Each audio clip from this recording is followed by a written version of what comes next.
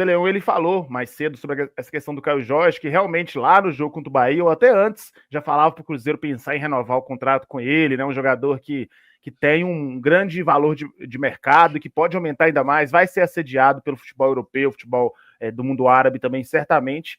E outra coisa que o De Leon falava há mais tempo era sobre essa questão da mudança no departamento de futebol do Cruzeiro. O De Leon falava lá, acho que depois do Mineiro ainda, quando o Jardim chegou, quando o Jardim começou a ter um pouquinho mais de voz ativa, ele falava aqui no negócio, na Cruzeiro Esportes: quando o Cruzeiro estabilizar, o Matos vai sair. Quando o Cruzeiro se encontrar, o Matos vai sair. Quando o Cruzeiro chegar a uma estrutura de funcionamento que não seja tão atabalhoada, o Matos vai sair. Principalmente naquele período do Matheus Pereira, e começou a sair várias questões de brigas internas no Cruzeiro. E aí, a gente tem que também exaltar essa leitura que ele fez, porque é uma leitura misturada com apuração também, porque ele conversou com algumas pessoas até chegar nesse ponto. E aí, realmente, hoje, a gente pode dizer que o Cruzeiro está estável, o Cruzeiro tem um time, o Cruzeiro tem resultado, o Cruzeiro tem apoio incondicional da torcida ao Cruzeiro e não a X e a Y, né? Não a figuras.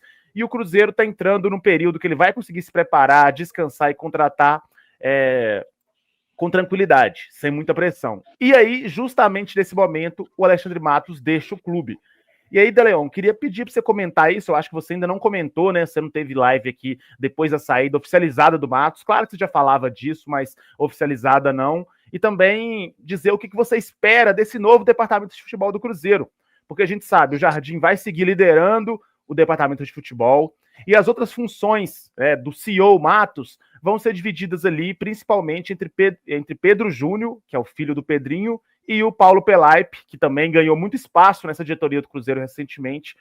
E o que você espera dele? Se fizer alguma preocupação, já que o Pedro Júnior ainda é inexperiente, se não, se é uma coisa positiva. Ontem eu e o Washington até falamos disso, mas quero ouvir sua opinião. Então, Mike, em relação à saída do Alexandre Matos, já era uma coisa já prevista já, e a gente já falava isso aqui antes, que no momento em que o Cruzeiro estabilizasse, porque era uma decisão que Pedrinho já havia tomado lá atrás, né? Ele já havia decidido que iria fazer isso. Quando o Cruzeiro estivesse estável. Porque se ele faz isso com o Cruzeiro instável, ele traz uma pressão, ele traz um problema. Então, eu acho que ele foi, não sei quem o orientou a fazer isso, mas ele fez muito bem, né? Tanto que nesse período aí de 2 meses de jogo, né? O Leonardo Jardim foi apresentado dia 10 de fevereiro. Nós estamos chegando a 10 de junho, então nós estamos falando de 4 meses de trabalho. O primeiro mês foi só treinamento, né? E aqueles jogos contra equipes mais frágeis, né? Jogos treinos. E ele mesmo foi um período mesmo de identificação. E naquele mês ali que ocorreu algumas reuniões, alguns entendimentos e até algumas vindas do Pedrinho na imprensa. E naquelas vindas do Pedrinho, a gente conseguiu interpretar algumas falas dele. Por exemplo, quando ele falava que eu tinha que ensinar, a gente precisa ensinar o Matos a trabalhar, né? Ele teve aquela fala sobre o Jonathan Jesus, que o Matos queria que o Pedrinho adquirisse ele pelo valor da multa, mas ele falou, não, liga para o presidente do Ceará, eu quero saber quanto é que ele quer, quanto que o garoto vale, para a gente fazer as coisas certas, né? Ele falou que o departamento de futebol errou muito, o time era fraco. Ele falou, palavras do Pedrinho na época, o time era fraco, nós erramos muito, né? O Matos errou muito, nós não podemos falhar desse jeito, nas próximas vezes vai ser diferente, agora a gente vai monitorar, vai ter um departamento de scout, não pode vir aqui e colocar qualquer tipo de jogador. E naquelas falas, nós interpretamos, cara, houve um rompimento. E eu tive uma informação de uma pessoa ligada ao Pedrinho, ligada mesmo ao dia a dia do Pedrinho. Liguei para essa pessoa e pedi a informação. Falei, cara, o que está acontecendo? Isso.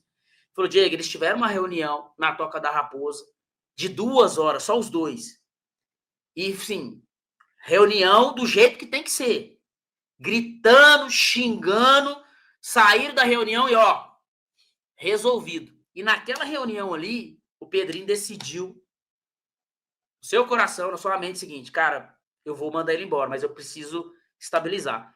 E essa estabilidade chegou, né? Chegou agora no mês de maio, né? O Cruzeiro teve uma sequência muito grande de jogos importantes, e o Cruzeiro conseguiu passar muito bem por essa sequência de maio, que inclusive era uma sequência que poderia botar em descrédito todo o trabalho de Leonardo Jardim. Poucas pessoas pensam nisso. O Cruzeiro enfrentou o Flamengo, o Cruzeiro enfrentou Fortaleza, enfrentou o Palmeiras. O Palmeiras já foi dia 1º, né? Junho. Mas vamos considerar dentro dessa sequência aí. Palmeiras, o Clássico, Fortaleza, o Bahia e o Flamengo, e teve a terceira fase da Copa do Brasil. Então nós estamos falando aí de 7 jogos importantes no mês de, assim, nessa sequência, que poderia colocar em descrédito todo o trabalho de Leonardo Jardim, mas não, pelo contrário, ele foi tão bem feito esse percurso que estabilizou o Cruzeiro, colocou o Cruzeiro em outro patamar, hoje vice-líder do Campeonato Brasileiro, postulante à liderança.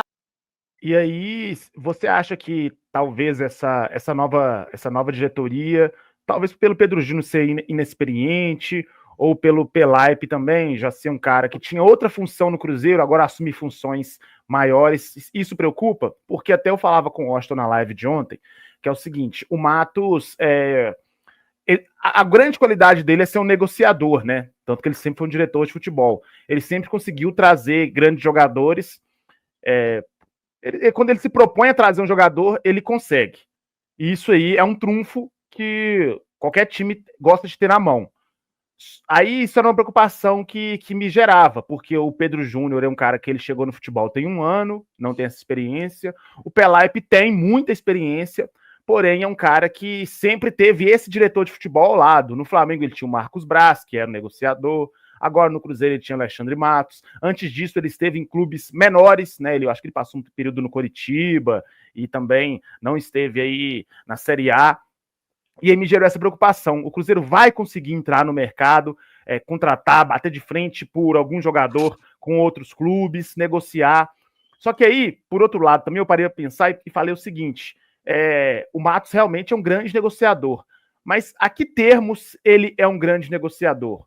Porque é o seguinte, eu não falo por mim, que eu não estou longe de ser qualificado para algo do tipo, só que eu acho que facilita o trabalho de qualquer diretor de futebol ter um cheque em branco nas mãos, você chegar e poder oferecer 8 milhões de euros ou 10 milhões de euros em qualquer jogador, você poder ter um cheque em branco em relação a salário e poder dar um salário de 2 milhões quase para o Dudu e assim por diante, a gente sabe bem. E também, ele é um grande negociador por causa dessa rede de contatos dele, que a gente sempre fala, né? Ele tem uma rede de contatos no mundo do futebol muito grande. E tem. Só que essa rede, Só que essa rede de contatos, na prática, ela fica muito limitada a 3 ou 4 empresários. Não, e não favorece ao clube que ele está, favorece a ele. Então, e aí porque você tem uma rede de contatos de 50 agentes e 200 clubes, mas naturalmente os jogadores que vêm sempre, em sua grande maioria, eles vêm dos mesmos nomes. Então, sim, aí essa preocupação que me gerava a saída do Matos na questão das negociações, hoje elas diminuíram porque ele tinha muito poder para fazer isso dar certo. Mas ainda assim, eu queria saber a sua opinião, se essa inexperiência do Pedro Júnior pode pesar, se você concorda com essa visão da forma do Matos trabalhar e tudo mais. Não, eu não concordo com a forma do Matos trabalhar. Daqui a pouco eu vou contar um bastidor pessoal meu, só para vocês entenderem como o futebol, cara, é muito sujo. E se não tiver pessoas com expertise e blindado, você toma prejuízo de todos os lados, tá? Pode ser o empresário, pode ser o clube, pode ser o jogador, a família do jogador, porque esses contratos são muito perigosos. Nós falamos isso no Mineirão, na última transmissão. Eu acredito que o organograma agora vai ficar da seguinte forma no Cruzeiro. O Leonardo Jardim, né, chefe do departamento de futebol, treinador, já vai identificar qual peça que ele precisa. Né? Preciso dessa peça aqui que funcione dessa maneira. Ele vai chegar no scout, que é liderado por ele. Vai chamar o scout e vai passar as características. Preciso de jogador com essas características, dentro e fora de campo. O scout consegue trazer números e até a forma como o cara é. se ele entrou em alguma polêmica nos últimos 24 meses, como é a relação dele com o torcedor, como é que é a relação dele com a cidade, com o país. Porque isso também é um perfil importante, porque senão você traz um jogador que é problemático fora de campo. Tecnicamente é bom, mas fora de campo é problemático, né? Então já consegue trazer todo esse perfil filtrado para o Leonardo Jardim. O Leonardo Jardim pega os perfis, né? Por exemplo, estou dando um exemplo, tá, gente? Eu quero um extremo pela direita. O scout vem, monitora 3 jogadores, entrega 3 jogadores para ele, dentro daquele perfil. Ele chega e entrega para o Pedro Júnior, né? Que é ligado ao pai dele, para relação dinheiro. Ó, tem esse, o custo é esse, e aí? Qual que é, o que eu tenho de dinheiro para investir? Ó, nosso teto é esse. Volta para o Leonardo Jardim. O Leonardo Jardim passa pelo Pelaipe. E aí é o Pelaipe que vai fazer essa relação com empresários, com família e com o clube. Porque cada negociação você tem que atacar um. Por exemplo, tem negociação que é melhor você atacar a família do garoto, do atleta. Porque por ali você vai ter mais sucesso. Tem negociação que é melhor você ligar para o presidente do clube. Tem negociação que é melhor você ligar para o diretor do clube. Tem negociação que é melhor você ligar direto para o agente do jogador. Então, é aonde você vai encontrar mais vulnerabilidade e é onde você vai ter mais sucesso na negociação que você vai atacar. E aí tem que ser alguém experiente. E aí que eu acho que entra o Pelaipe, que vai saber os jargões, a conversa, a abordagem, né, cara? A temperatura, o tom. Não pode ser o Pedro Lourenço, não pode ser o Pedrinho, não pode ser o treinador, entendeu? E aí que eu acho que entra o Pelaipe. O Pelaipe faz esse meio campo, convence e traz para o Jardim e pronto. E para mim, fecha. Eu acho que o processo no Cruzeiro, se não for exatamente esse, vai ser poucas coisas diferentes disso aí, tá? Identificando o que cada um sabe fazer dentro do processo, eu acho que vai ser esse. E lembrando que o Leonardo Jardim é o chefe do departamento e é assim que ele trabalha. Tudo tem que passar na mão dele. Tudo. Então não preocupa nesse primeiro momento essa questão da nova diretoria do Cruzeiro para você. Então, Mike, é exatamente isso que eu te falei, cara. É o Jardim liderando, cada um tendo a sua função, né?